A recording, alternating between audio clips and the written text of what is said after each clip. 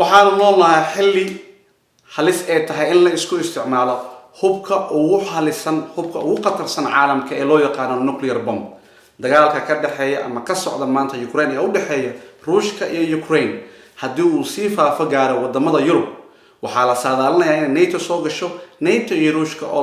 labada dhinacba ay haystaan hubka nuclear bomb-ka ee isku isticmaalaan mar haddii isku isticmaalaan jiritaanka bini'aadamka wuxuu galayaa halis daba qiyaarta waxaan fiidiyogan si cilmiyeysan uga sheekeyn doonaa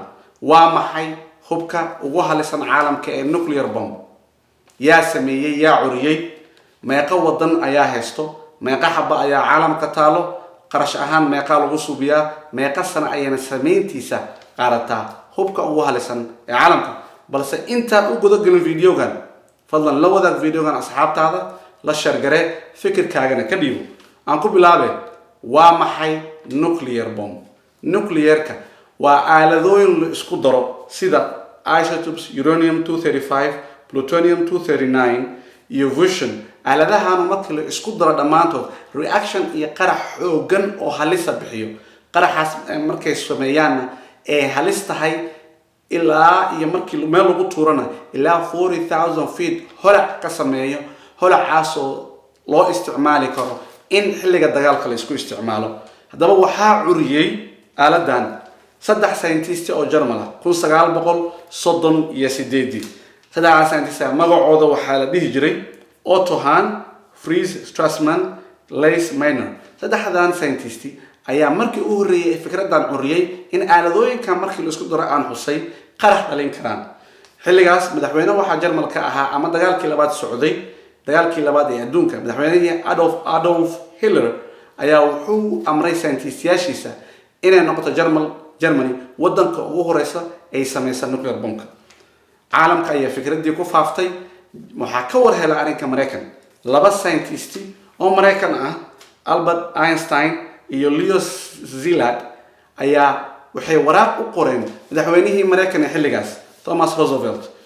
madaxweynihii Mareykan oo isla markii uu ka jawaabay 1939 ayuu wuxuu aasaasay guddigaas oo ugu magac daray guddiga uraniumka guddigan waxaa hormood u ahaa masuul looga dhigay General Leslie Groves ayaa barnaamijka The Manhattan Project ee nuclear bombka Mareykan rabay in lagu saadaaliyo hormood uga dhigay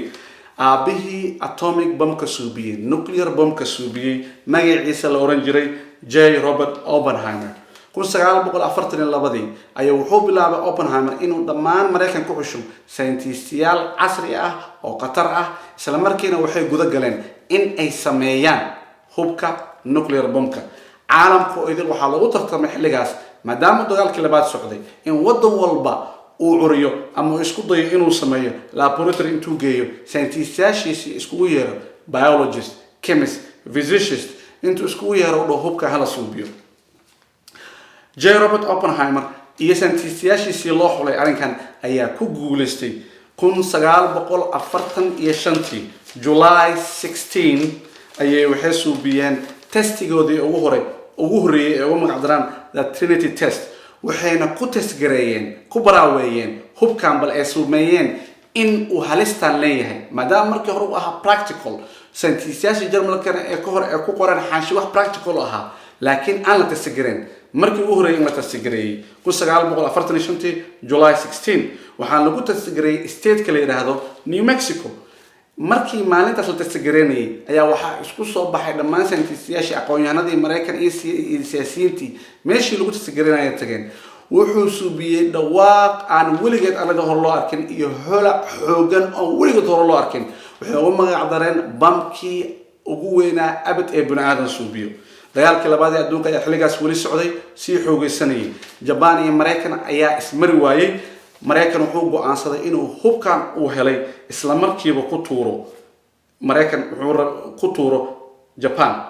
August 6 1945 8:15 am ayay noqotay markii ugu horeysay ee bini'aadamka isku isticmaalaan hubkan aan hore loo arag waxa lagu tuuray Mareykanka uu ku tuuray Hiroshima magaaladaas waxa xilligaas ku noolay 350,000 qof half magaalada waxa la sheegay inay wada dhinteen dhaawac wada noqdeen badankood magaaladiina ay dakum ku soo baxday August 9 saddex cisho ka bacdi magaaladii labaad ayay Mareykan ku tuureen Nagasaki sidoo kale waxaa ku dhimatay 74,000 oo qof. Emperorkii Japan xilligaas wuu isdhiibay wuxuu isku dhiibay Mareykan dagaalkii labaad caalamkana sidaas ayuu ku soo adkaaday. waxaa badiyay Mareykan iyo allies hogaaminayay Germany iyo Japan iyo Italyna way isdhiibeen isla markiiba. hadaba meeqa hub nuclear weapon ayaa maanta caalamka taalo? waxaa taalo 13,080 wadanka ugu badan oo haysto waa Ruushka wuxuu haystaa 6,300. waxaa ku xiga Mareykan 5,500, Shiinaha 350, France 300, UK 260, Pakistan 150, India 150, Israel 90, North Korea 50. waxaa la sheegayaa haddii halkii nuclear bomb wuxuu qaataa sameyntiisa waxaa ku baxda qarash in la mida ilaa 18,000 ilaa 53 milyan oo dollar sameyntiisa kaliya. waxayna qaadataa 2 ilaa 5 sano ayay qaadataa sameyntiisa kaliya. haddii loo helo uranium iyo synthesiyaal casri ah tiraas waxaa la sheegayaa inay noqon doonto 2 ilaa 5 sano. wadankii Suubiya waxaa hubaala in uu securitygiisa iyo amnigiisa uu fiicnaan doono maadaama wadamada haysta ay istixgeliyaan in iskula tuuri karin maadaama ay tahay mutual destruction wadankii lagu tuuro wadan kale uu bataatanba dhulka galayo.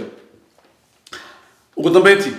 ma laga yaabaa dagaalka hadda ka socda Ruushka iyo Ukraine inuu isku bedelo dagaal loo isticmaalo nuclear bomb? haddii loo isticmaalo maxaa dhici kara anaga bini'aadamkeena maxaa nagu dhici kara maadaama ay tahay markii ugu dambeysay hubka la isku isticmaalo 1945 77 sano kahor. haddii la isku isticmaalaysa maxaa dhici kara? bini'aadamka iyo ilbaxnimada bini'aadamka ma sii socon doontaa mise adduunku wuxuu noqon doonaa meel hog ba'ay oo dadka dhan ee isku wadan kale ku tuuro dadka noqdo? haddii allies koox la isku noqdona 13,080 hubka ah ee caalamka yaallo ee isku tuuraan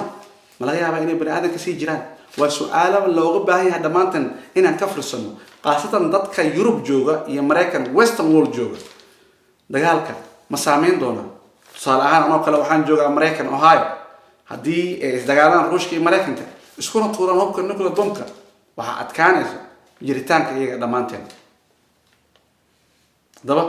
fikirkaaga ka dhigo halis intee la eg ayay bini'aadam ku tahay isku isticmaalka nuclearka? ma laga yaabaase in la isku isticmaalin ee wadamada dagaalkan uu sidaas ka qaboobo meeshana uu ku idlaado dagaalka hadda socda? fadlan fikirkiina ka dhiibta. waa Maxamed Faarax.